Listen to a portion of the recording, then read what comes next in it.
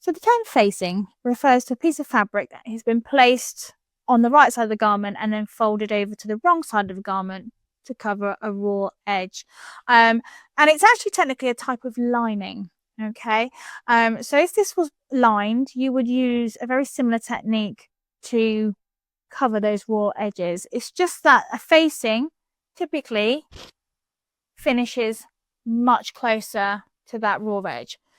And we're going to look at the facing for this little collar, flat collar, and sort of bodice top here. So if I take that out of the equation, the first thing we're going to do is look at these facing pieces. So this here mimics the pattern pieces of the top. So the front piece was cut on the fold, so therefore this has been cut on the fold, and the back pieces are in two separate bits. And what will happen is that this will form the shoulder seam, and when that's all sewn together, that will mimic the shape of the neckline. So the first thing we're going to do is we're going to start working on the wrong side of the facing, and we're going to look to place this interfacing on. So you will cut the interfacing to the same shape. Now, if you wanted to, you could cut the seam allowances out and use that as a stitching guide, but in this instance I'm going to take a more traditional approach to interfacing, and I'm just going to interface the whole piece, or all three pieces in this instance. So I'll get this interfaced and then I'll start looking at the construction. So this has now all been interfaced. The first thing we're going to do is we're going to sew the shoulder seams up. Okay, and one thing that's probably worth noting is when you're working with a facing that has been separated into the back and the front pieces, is that the back of the garment sits a lot higher on the neck than the front. So it's not unusual for your facings to look like this. It's really important that you're not tempted to try and get these bits lined up upside down, because that's not how it sits. It will sit like so, and there's a bit of an overlap because we've got the center back with the seam allowance to take into consideration. So I'm going to pin the shoulders. Quite often there'll be notches there too to illustrate, so don't go against the pattern. Trust the pattern, trust the process, and you will end up with a beautiful facing. So I'm going to sew the shoulder seams, and then I'll teach you how to construct it on the neckline itself. Okay. Right, so that's been sewn and I've pressed out those shoulder seams, and we are ready to now start looking at the construction. So one of the things probably worth doing prior to putting it onto the garment itself is to look at the raw edge. So on this facing, this is the bit that's going to get stitched into the neckline, and then this is going to sit on the inside, but it's a raw edge. So we're going to need to look at hemming that, and this is where you would use the micro hemming technique that I have spoken about before. So I've got the video link below so you can have a look at that, but I'm going to run probably about a 7mm micro hem single folded to neaten up that edge. So so here we go. So that's now been hemmed and is ready to go. Now I'm not going to stay stitch this because it's been interfaced, and because it's been interfaced there is stabilizer on that edge, so I'm not going to worry about it. So what I'm going to do is, much like before, I'm going to find the center front of the facing, because we're going to start anchoring or positioning this at that center front because we want that to be absolutely bang on perfect. So I'm going to lay this over the top of the collar and the main garment piece, right side to right side. And I'm going to place a pin in. I'm then going to go right up to the raw edge of the center back. And again, place a pin in it. And then I'm going to line those shoulders up. So the construction method is almost identical to the flat collar. Okay, and then I'm going to ease in between. And once that's all been positioned and eased, we're going to stitch it just as we did with the collar, from the center outwards at the 1 centimeter seam allowance, and I'm going to use a standard stitch length for that. So I'll get this all pinned in and I will give it a stitch. So I'm going to stitch this on. We're going to start at the center front because we want to make sure that all of the tension is evenly pressed out through to the back. So I'm going to start off, so this is standard stitch length. I'm going to start off with a couple of reverse stitches just to reinforce the stitching line, and then I'm going to stitch all the way around at that 1 centimeter. Now what's really important to note is that you are likely to get a rise in the shoulder because we're sewing on curves, and so stop, take it slowly, position your needle in, lift your foot if necessary, and place your thumbs where you can to grip all the layers. So we are working with a few layers now, to stop any underlayer from just running away with itself and getting trapped in the feed dogs.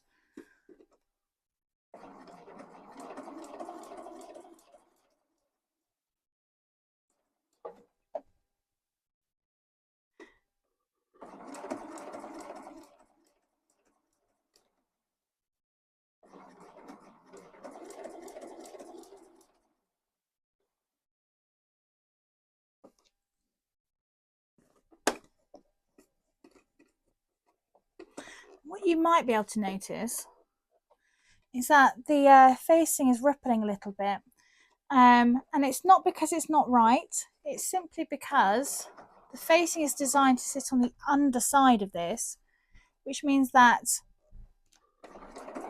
it's not at its correct angle just yet. So if you see a little bit of rippling, it's probably a good sign that it's right.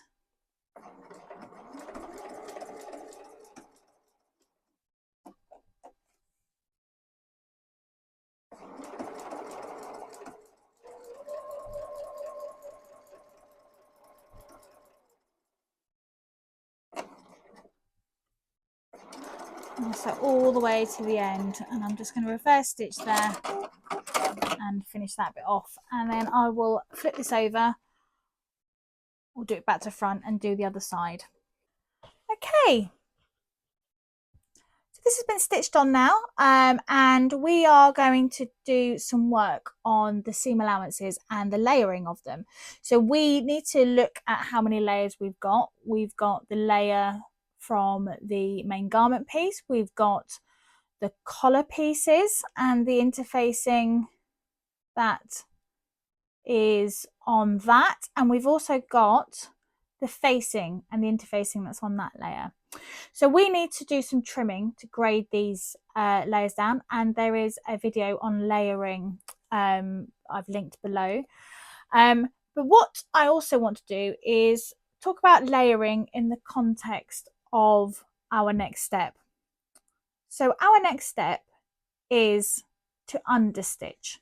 We need to understitch these seam allowances onto the facing layer. So an understitch is a way of securing all these layers together to stop the whole thing from bouncing and lifting up. And sometimes you'll find that garments have been top stitched to prevent that from happening, and that will be going through all of the layers, including the facing, to secure that in place.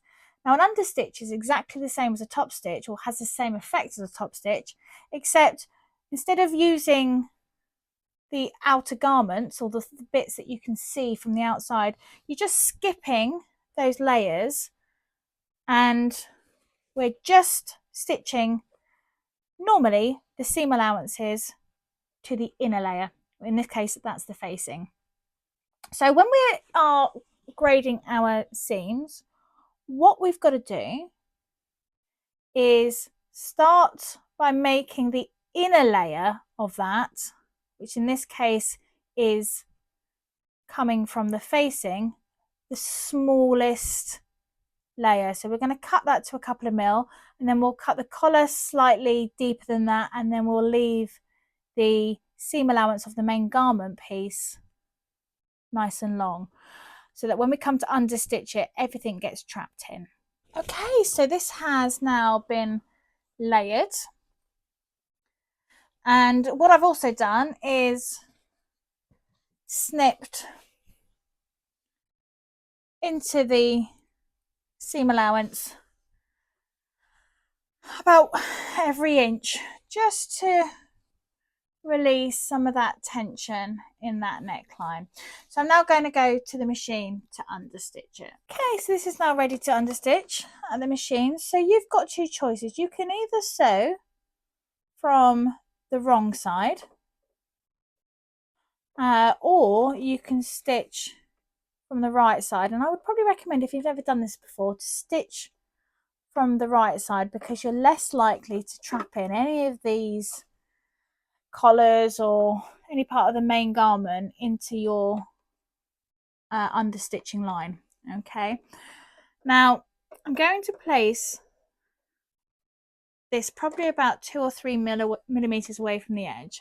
Okay, so I'm going to be focusing very much on this seam here, sitting probably about 2-3 mil away from the needle. Okay, I might even come in ever so slightly closer, but what we don't want is for this to be on the garment side at all. So what I'm going to do is I'm going to just place my needle into the fabric. I'm going to walk it through and do a couple of reverse stitches. We're on a normal stitch length.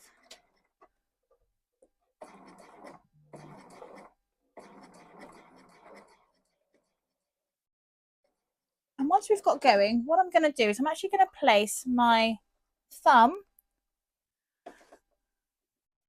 underneath the fabric, so that I am making sure I'm pushing out the seam allowance as I go. Okay, and because it's already been stitched into position, you will have